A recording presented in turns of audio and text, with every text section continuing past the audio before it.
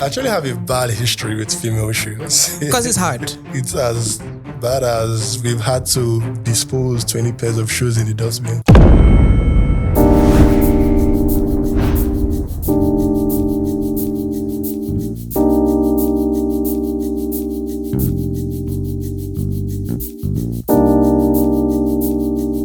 This episode is brought to you by Credit Direct. My guest today is someone who has been designing men's footwear for years. This is someone who has been creating modern, bold designs that men actually like to wear.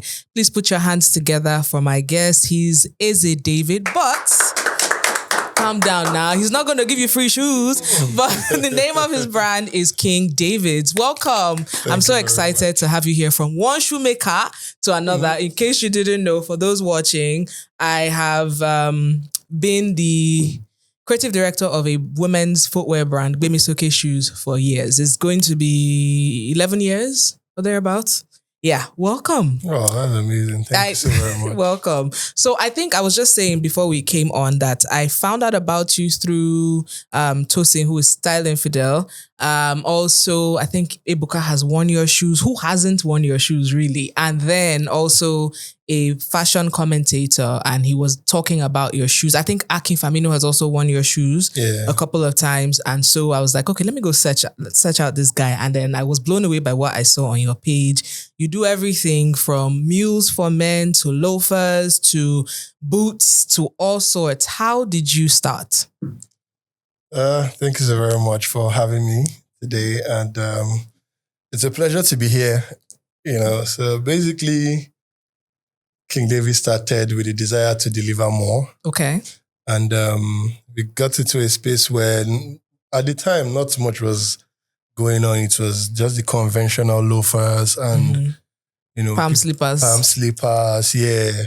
And we knew that there was a niche in this space because so many prospects would go online, order these things from ASOS, Zara, and we're like, why not fit into this gap and just expand from there, So yeah, we started in 2013, and... my seniors in the game. Yeah. 2013, that was when the idea and the whole concept of everything we needed to do came into play. And from the streets of Unilag. Oh, wow.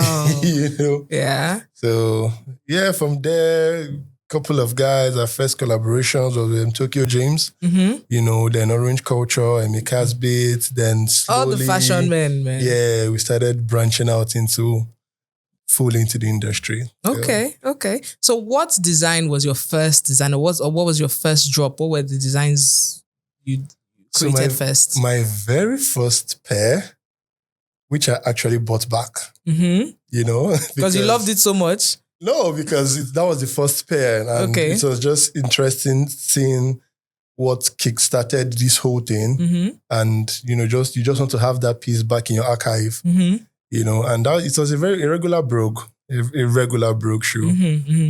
At the time, we're new in the industry, so we're also finding balance and fits, So... yeah, the very first pair was a brogue shoe. What size run did you decide to? Was it like, because I know that men's sizes go up to, 46, 47 and so. So was it like a regular size run or you go into extended sizes? So we're going to extended sizes. I mean, we've had to make, I've made one shoe a size 55. Wow. Yeah, till today. Nothing beats that record. 55? 55. How tall is this person? This is huge. Oh, because you're a tall guy. Yeah. I am. Wow. Okay. I think the biggest so far that we've done is 47.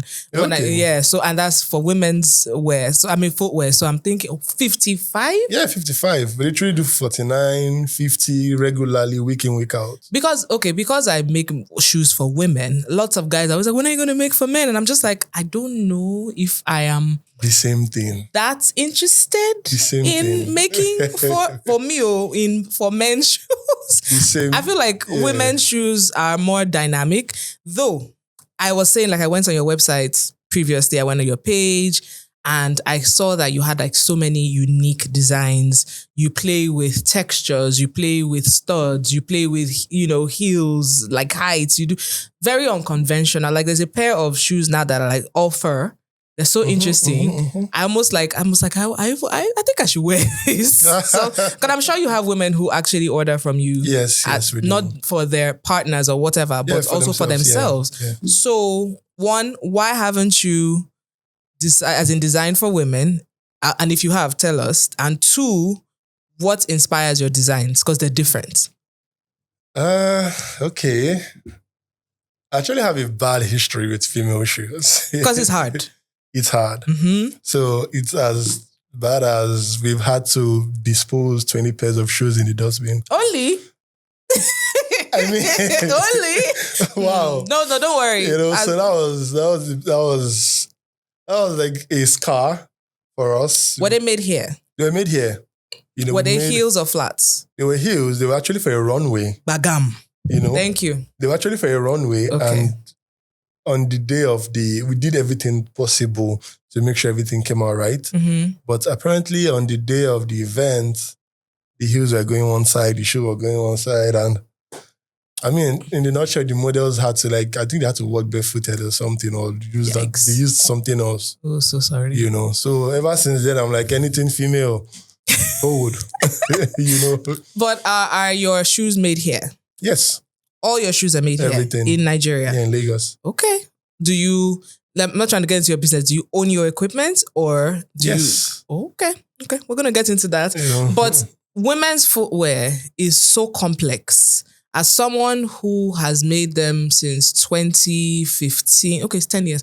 But anyway, long story. But I find that it's easier there are people who make their shoes here in Nigeria, but when it comes to heels, there's a problem.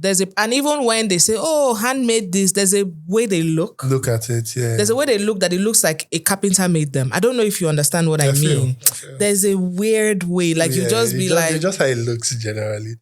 You be like, no matter how neat, did your local cobbler make this shoe? And not to say that they can't make nice shoes, but there's just a way about it. So how is it... But you make shoes for men that have heels, obviously not stilettos, but they are thicker, they're probably like a platform type situation in some cases. So how is it different? So for us, I mean, I'd say we've seen every stages of those challenges, and there's always room for improvement. There's always room to get better. There's always room to see how we can improve what we're doing. So I'd say over time, we've been able to master that. And where your strength is. So even at this point, we are venturing into females full time in collaboration with Ashley Okoli. You understand? So that's like the King David women's. Oh. But we're looking at launching next year. Oh, nice. We're looking forward to that. Yeah. What inspires your designs? Like I said, it's not just your regular, as Nigerians call it, koshu. You have fur, you have studs, you have denim shoes, you have all sorts of different intricate designs. So what inspires them? Okay, I would say for me, shoemaking is also a form of art. It requires expression. It requires emotion. It requires feeling, how you feel at a particular time. And I would say I draw my inspiration from everything. I can literally see how this place looks and I'm like, okay, it won't be bad to make a shoe that has all boxes. And the next question is, how do you achieve that? And before we tried doing 1 or 2 prototypes, we've been able to see what works. And we're like, yeah, this is a banger, let's go. Okay. What worked for you in terms of marketing? Collaboration. Okay. Heavy on collaboration. Collaborating with fashion houses, like you mentioned, your Emmy Casbit, your Orange Nerd. Exactly.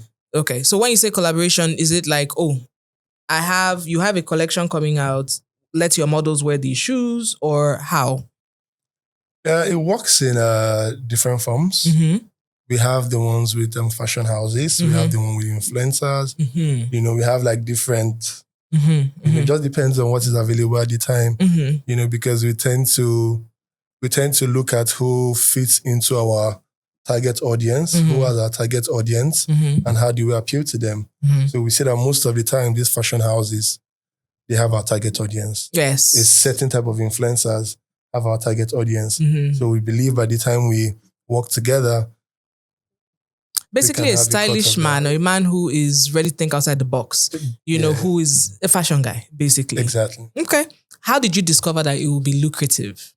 Because, a lot of businesses start from, I have a passion, I'd love to create this. So it's one thing to create something, it's another thing for it to make money, and it's not just a hobby. Yeah. So at what point did you realize, this thing can actually make money?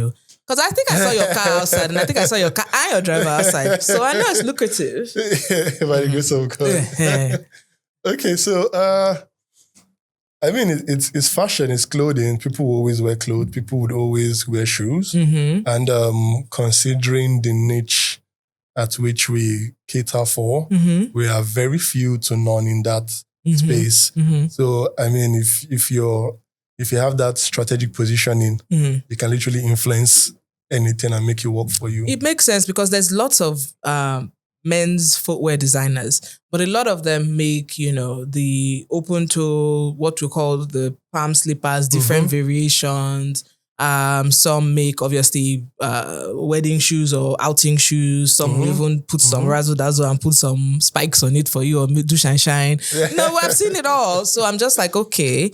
And I'm always so jealous, I have to say, of men's footwear designers, because you see some nice, neat designs for men. I'm just like, but why can't we get it right in Nigeria for women? Because I have experimented several times with making shoes here in Nigeria. And I find that at the end of the day, regretfully, we still have the best results when I make the shoes outside Nigeria. It's just neater. It's just there's less complaints. At the end of the day, I would give credit to Nigerian craftsmanship, because the truth is that it's not easy. You're working against so many factors. Yeah. You're working against right equipment. Sometimes you might actually have the equipment and it might be the fabric or the leather that is not just cutting it. But when you look at how the industry is structured here in Nigeria and abroad, you see that the government is actually heavily invested over there. Yes. Heavily invested. Yes. Do you know that even down to food, I found out that governments abroad in functioning, developed countries actually spend time and money to make sure that their culture is exported to other countries, even through food. So it is no surprise that Chinese food is known around the world. They actually, there's a way that I'll go back. Yes. They basically funded and trained chefs, around the world and they actually funded them in a way whereby, you can open like an Italian restaurant, for example, in somewhere like New York. And this is not modern day. This happened years ago, decades ago, where they are exporting their own culture through food, but they also invested in them. So it's not that, one Italian man traveled to New York one day and decided to open a restaurant by himself. I'm sure there were people that were like that, but their governments were also involved. Things like food from Thailand or food from China or food from... They knew what they were doing. They strategically placed them in certain countries around the world, and it wasn't just ordinary. So imagine if this happens in other sectors like fashion, for example. And again, this is the reason why I created this show, because I feel like we need to tell our stories. It's not just glamour. It's not just, I just started to create something one day and boom, I made money. Running a business seems glamorous, right? From the outside, you think, oh my goodness, this person is making a lot of money. They must be doing so well. But anyone doing it knows how not glamorous it is. There are many moving parts involved, from your payments to your suppliers. your staff, expenses, growth, everything happening at the same time. Now, Credit Direct Business is designed to bring structure to that reality. It gives businesses access to credit, automated payments, and many tools that make managing finances less overwhelming. The goal isn't to rush growth, right? It's to support it in a way that feels sustainable and organized. If you're building a business and you want that sort of structure, you can get started through the Credit Direct app. Make sure you download it today. What are your challenges? Or what were your challenges, or what are your challenges today? They're quite a handful, but I think for now, I would say it is accessibility and consistency of certain fabrics. Okay. You understand? The fact that if I see this thing today, I'm not guaranteed I will see it tomorrow or next tomorrow. Or if I see it today, for me to see it tomorrow, I'm not seeing exactly what I saw, so I have to go for something else. It's not consistent. I understand. And it's not just in the footwear side. Oh, yeah, it's also in fashion. It's also in clothing. You see a particular fabric that you like and you'd reach out and like, I want this exact. But when it comes, it's a different... You get. Yes. Or you buy XYZ number of yards of this material or this fabric or this leather or whatever it is. And then people love it so much. No, I want this particular one, but you can't get it anymore. Exactly. I once thought of and looked into maybe partnering with or finding factories abroad to buy the leather or the material for my footwear. But I thought of the costs. So I'm just like, okay, so what? It's a gamble because you can think to yourself, have you ever had a design where you're like, oh, this thing is going to be mad. They're going to love it. And they don't love it as much. Yeah. God, have you ever cried on this because of this business? Has it caused you to cry and be like, send me this thing? Yeah. So there are times when you just get to your breaking point and, I think for me, it was, I got to the point where I'll tell myself, what's the worst that can happen? So whenever I don't want to know how bad it happens. What I just tell myself is, what's the worst that can happen? And that's like a way for me to like pick myself up and just continue. So there are times when you're meant to deliver a shoe and the shoe is leaving the country and 12 a.m. the shoe is not ready. You understand? And maybe it's for a fashion, by the time this piece gets into that space, it's going to cause problem. But you will just see that factors beyond beyond the control cannot happen. Is it the Nigerian factor of maybe one worker not doing what they're supposed to do at the time they're supposed to do it? It is. The anyhowness. The fact that you have to manage people. The fact that the materials can come in and it's not what you expected. It's not what you expected. It's what you expected, but the quality is not there. It starts peeling. So you are dealing with so that's the reason I always try to like plead with, our audience. It's not easy. We'll get there. Yes. It takes time. But understand that it's also a process. And the truth is, the way the industry is now is not the way it was like years ago.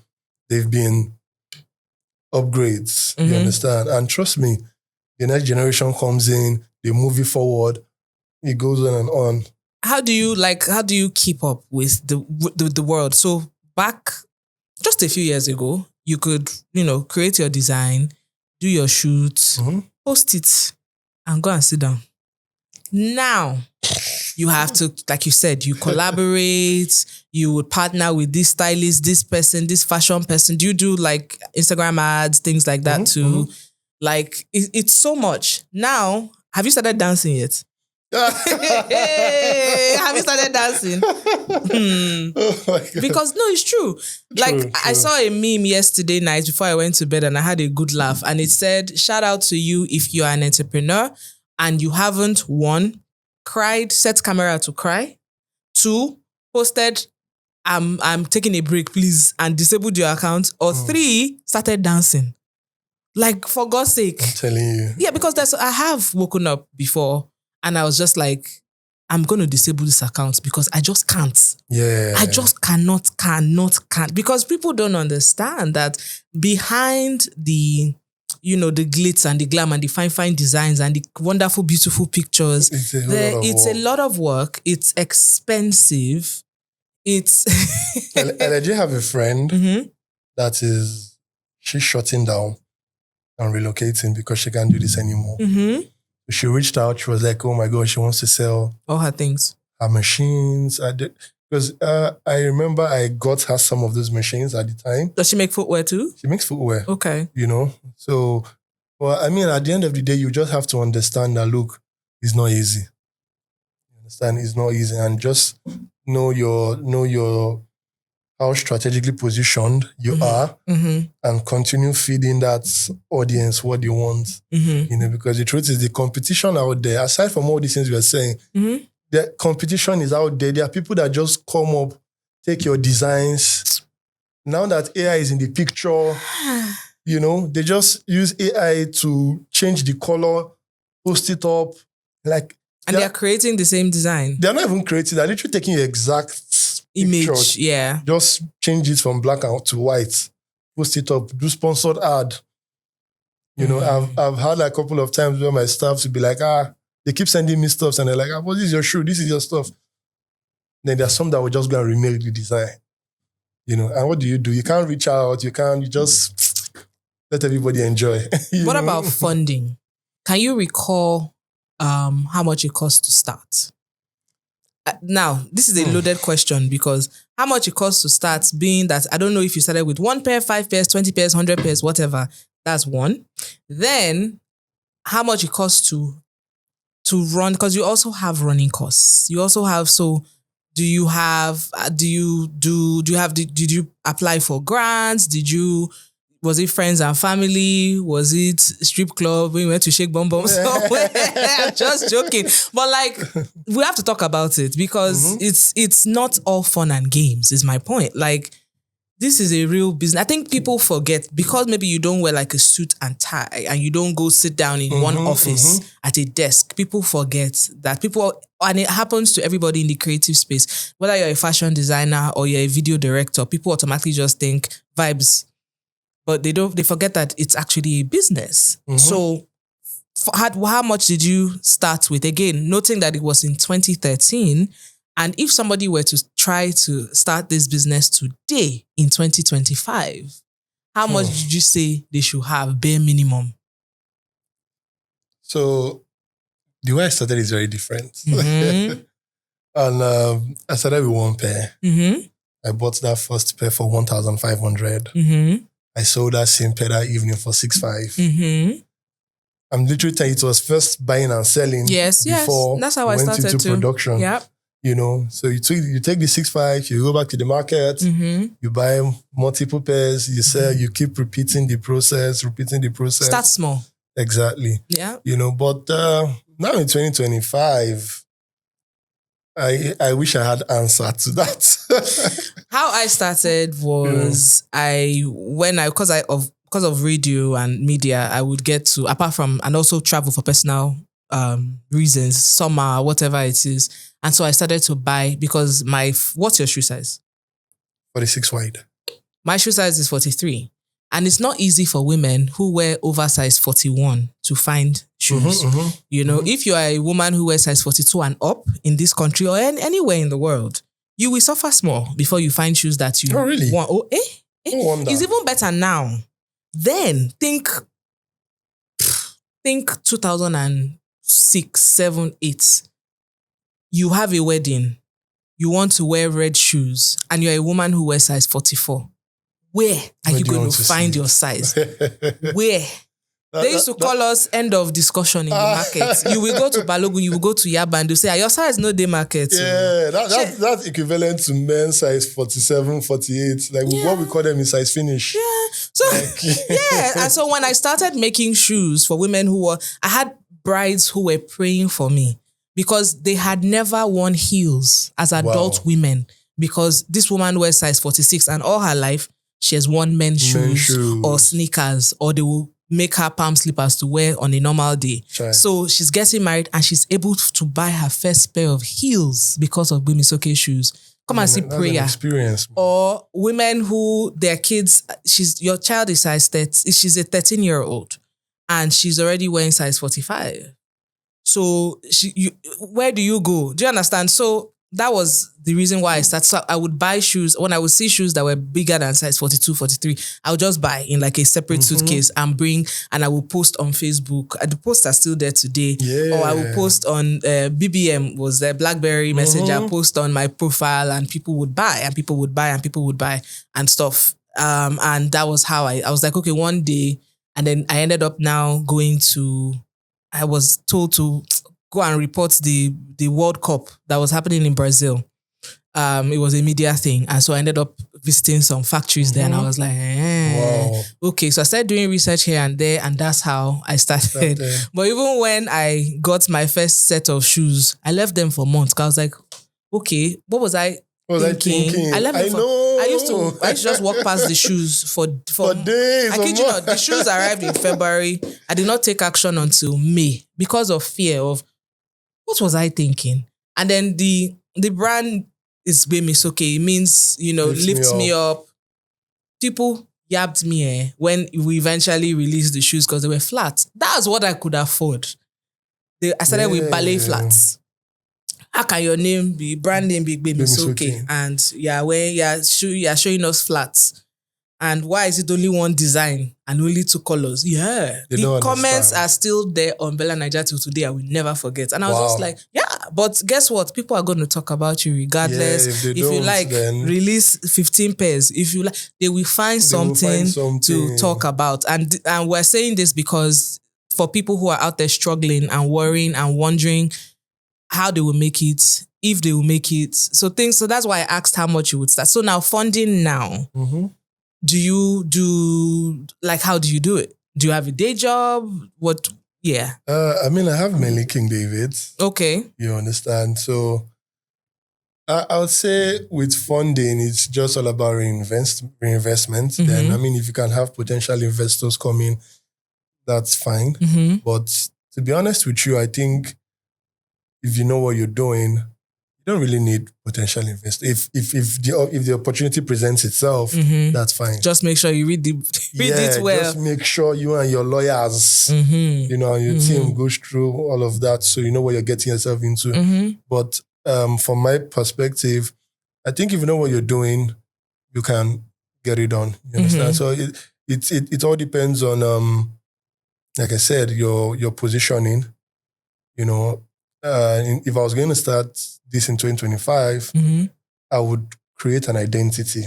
Okay. That I start building that clientele. Mm-hmm. Because the truth is this, over time, what makes you loyal is the service I'm offering to you that nobody out there is offering. Or what is special about your brand that they will keep patronizing you? Is it your customer service? Is it your designs? Is it your pricing? The craft? Yeah. Question, how did you decide on pricing? Because that's a topic that people, I think, don't talk about. If you're starting a brand, if you're starting a service, there's different kinds of pricing and tiers. How did you decide this is going to be my price point? Okay, so it also goes back to what I told myself on what I was going to offer. For me, I like to say King David is an affordable luxury. Mm-hmm. You understand? We want to give you something that is not too high, is not too low. It's something you can afford and look good in, and it's also scarce. Because the definition of luxury is also scarcity. So you're not doing like 1,000 pairs of one design. Exactly. Okay. So if I'm bringing this design in just 50 pairs, I know that this is the people I'm catering to. This is what they can, this is where they work. This is what they do. With that, I can gauge revenue and income and say, okay, this is how I'm going to place it. Did you go to school for this at any point? Did you take any course for this? I studied business in Unilag. Okay. But I'm saying in terms of the footwear, like footwear design, did you attend any courses? Yeah, I did. I actually learned how to craft. Okay. But I didn't focus on that. Okay. Because that was not my area of specialization. I'm very good at marketing. I'm good at photography. So I can tell you that majority of the pictures shows. I take them. It shows because when you look on your page, even the angles, the way I'm like, okay, this is different. This is very artistic. This is try. It shows because I think people don't understand that you're not gonna have everybody on deck at the same time. Yeah. Unless maybe your surname is in Forbes, one of the Forbes people. I don't want to mention any names, but a lot of times you are, especially when you're starting, you are the designer, you are the person, creative designer, you are the bookkeeper, you are the person packing it, you are the person taking the pictures, you are the person. It's good. Yeah. It's good. Like, it's good you have those skill so that when it's time to outsource it, you know what you expect. You understand? I learned photography, so anybody I'm going to outsource that to, I know what I'm expecting from you. I know what I'm expecting you to give me because I have done it. You understand? And this is literally the same thing I tell brands out there, that when you're starting off, you're literally everything. And the truth is this: what gives you an edge is not just what you're doing. What gives you an edge is other skills around that thing you're doing. So as little as photography can be, it gives you an edge in terms of your content is better than what is out there. As little as that accounting knowledge can be, it helps you make better financial decisions. So you can see that aside from just making shoes, there are other angles around this thing that helps you get to where you should be. You mentioned AI. What do you think about fashion businesses using AI? Not necessarily to design, but to create, for example, photography. So instead of getting the model, getting the space, getting the photographer, getting the everything, are you open to, okay, let me take a picture of this, my design, putting it into AI and say, generates this guy wearing this, doing that? What are your thoughts on that? So the truth is, I like to be realistic. It's time for AI. And it has come to stay. The same way there was, to take a sailing, will I say a drone shot, you had to be a helicopter or a plane or something. And a man, you understand? So the truth is, AI has come to stay. How do you make it to your own advantage? It can also be a form of disadvantage, whereby what I show you and what you get is not the same thing. You get. So, but aside that, it can also be a form of advantage whereby I know that, okay, I can design better using this tool. Okay. I can do this better using this tool. I can literally say, okay, I just wanted the background to be pure white and just take this exact shoe and just place it there. And you will see that the only thing that is being altered is the background, the surrounding, but the product itself is still what it is. So I know that photographers might not like AI right now, but guess what? I think they should also take advantage of it and think of creating photos for clients. So if you don't want to do, you can also sell prompts to people, Exactly. I'm in a WhatsApp group now where there's a person teaching how to create your own images and stuff. And trust me, I've been using it because it's true. Because by the time you calculate model, location, photographer, this one, that one, everything, logistics. Yeah. So it's just a lot. And so look, I say, you know what? Don't hate on it, embrace it, but don't use it to deceive people. That don't let it be like what I ordered versus what I received in terms of. So yeah, what's the future looking like for King David? We're branching out into other things. The future for us is we're going into female, we're going into furniture, we're going into... I love that, furniture. Okay. We're literally going into fun chairs, bags. Lifestyle, basically. Exactly. So that's the future for us. But for the women's footwear, it's going to be made here? Yes. So this is very interesting. You say yes, because you know, you and I know the struggle. Yeah, I know. So I would love to make these things here. Honesty. But if I'm being pushed against the wall, well, I don't have other option or choice. I will know I tried. Designed in Nigeria, manufactured somewhere else. I don't see anything wrong with that because, and I'll give you an example. One time, this was pre-pandemic, by the way. One time I spoke to a factory. They sent me the sample. I liked it. They made the shoes. The shoes arrived and I nearly ran mad. I sat on the floor and cried for hours and hours.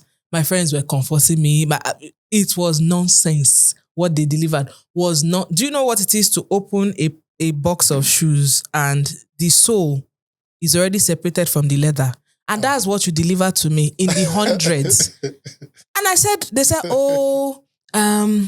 there's no excuse they did not give. That's the problem. And they tried to say, okay, sorry. They said I should send them back. I said, are you nuts? How am I going to send this back? Because to send it back is going to cost thousands of dollars. Then who is going to pay for that? Will you pay for the shipping? They said no. And they tried to, I said, you know what's going to happen? I'm going to report you to the Chamber of Commerce in your country. I'm going to write a formal letter to there's nothing. By the time I wrote out all the things I was going to do, then I said, okay, let's talk about, let's have a meeting. Okay, let's do this. And then they now said, okay, we'll give you your money back. They didn't give me everything back, but they gave me most of it back. And I was like, okay, I'm good with that. And I thought about it that if it were Nigeria, most likely we would hear temper justice with mercy. I'm a family man. What will I do? They will sit on the floor. I take God beg you. You will chase the person. All I have to say is hello. I met these people at a trade show. It's called Magic. Happens in different parts of the US. I met them and I saw their samples and I liked what they did. We exchanged contacts so you already showed me some. So it's not like I just ordered nonsense. And I was like, I will report. And I said, I will report you to those people. You will never exhibit in that place again. Me. Yeah, if I want to, never offend me. I know. I was talking to the camera, never offend me. Because they were like, okay. And this is, again, where, a place where if you, there are consequences. If you do good business, there are consequences for doing good business. If you do bad business and they report you, your government can sanction you. They can prevent you because they know that if they prevent them from showing at that trade show, they will never meet other people from around the world again. It was like a trade fair for factories. And then you, who is a designer or whatever, you can go there and say, I want you to make this for me. I want you to make this for me. You negotiate on the spot and blah, blah, blah, blah. And I was just like, I will report you. And I not only report you to those people, I report you to your government. And if it were Nigeria, who are you going to report to there? And will you get swift answers like that? Most likely not. So, and this is why, one of the reasons why some of us who make women's shoes still venture outside. So, yes, I would. I wouldn't. I wish you good luck with that. I won't discredit that because like I said, I can relate. I've had experiences with the feminine side, but on the other hand, I still feel, unless I'm so patriotic. Are you going to buy the machines to make them? I don't mind. Okay, because it's expensive. Yeah, okay. I actually don't mind. Okay. I don't mind being the reason because of us. People are able to. Yeah, people can get jobs. People put food on their table. Let's talk. No, let's talk. No, if you can create for me, if I bring my designer and say, make for me, be my factory. Because a lot of times also, especially if you are shipping, a lot of people don't know this. If you are shipping something in from outside Nigeria, you have two options. You can do C, which is 2 to 3 months. Some people say 6 weeks if you are lucky. And then you can do air, which is 7 to 10 days, or you can even do express. However, that 7 to 10 days is about $10 per kg. So calculate shipping it. Cost is something so, but sometimes the shipping cost is more than the cost you use to create the item. If you do C, prepare to wait 2 to 3 months. Do you understand? And then the things can arrive and they will tell you that there's one customs officer slap one customs officer and they are protesting. And your collateral damage. Or in between, before your stuff gets here, the exchange rates can go. I'll never forget 2015. Okay, early 2015, released my first collection. Those were the flats. And then when we sold the flats, we're now able to create just classic shoes for women. And those ones came in, and between when it was ordered and when they came in, the exchange rate doubled. So when I started, the exchange rate was 180 naira, 180, 185. By the time the shoes arrived, the exchange rate was 300 and something. I was in panic mode. Like, what am I going to do? And again, because the vision for the brand was never luxury, in that I wasn't being real, because how many people can afford luxury? I wanted, affordable, high street type, good quality, but high street type, So I was like, what, there was a, so these are things you need to think about as a business owner. So hugs to all business owners in Nigeria. I'm telling you, especially footwear designers. I wish you all the best. Any last words for up and coming designers? I would say passion is not enough. Mm-hmm. You can actually start with passion, but also look at how you can monetize that passion. Mm-hmm. And understand that this is a game of patience, the game of tolerance, the game of discipline, and with time, especially patience, because I remember myself, I had depressing nights when I'm like, God, I think I should be done with this. Nobody sees this. Nobody sees that. There are times when you literally are confiding in your fellow colleague, like, what is going on? What is all this? And another thing is always have a mentor, have someone you can talk to, someone that can relate and give you good advice, because most times the mistake young designers make is they want to do it on their own. They forget that there are people who have been there, who have had these experiences, and who can be in a position to give you advice. So I can assure you, if you have a good mentor, at least 50% of your troubles will be avoided. Was your mentor a fashion entrepreneur as well? Yes. Okay. Tosin was one of my mentors. Okay. Orange Bayo was one of my mentors. Oh, nice. Okay. Those are good people. Yes. So they would literally tell you how it is. The real. The real. Forget all the glitz and the film. I've forgotten who told me that the problem the footwear industry in Nigeria is having is everybody is producing the same things. Oh. And the moment that word came, you were like, okay, this is the problem I'm going to solve. Yeah, it switched. I'm like, okay, maybe I'm not looking towards the right angle. Let me change my focus. At the moment I drifted my focus, I saw what I needed to see, and I'm like, okay, I need to capitalize from this place and start building from here. And the rest is history. Congratulations. Thank you so much. And I wish you all the best. Looking forward to seeing more from you. And let's talk about that women's footwear. Because it's not easy. Trust me. It's not easy. I can't wait. I can't wait to get women's footwear designers here so we can cry together. I know. It is well. Do you love shopping? Do you love fashion? Would you love to get a gift voucher to shop at a Nigerian fashion brand, for example? All you need to do is download the Credit Direct app, follow Credit Direct, follow us at The Fashion Roundtable, show some proof in our DMs at The Fashion Roundtable on Instagram, and you could be the lucky winner this week. We've put his handle right here on the screen so you can go check out their page, follow them, patronize them. You will be very, very happy that you did. Thank you. Thank you so very much. Yay! That was good, though. This episode was brought to you by Credit Direct.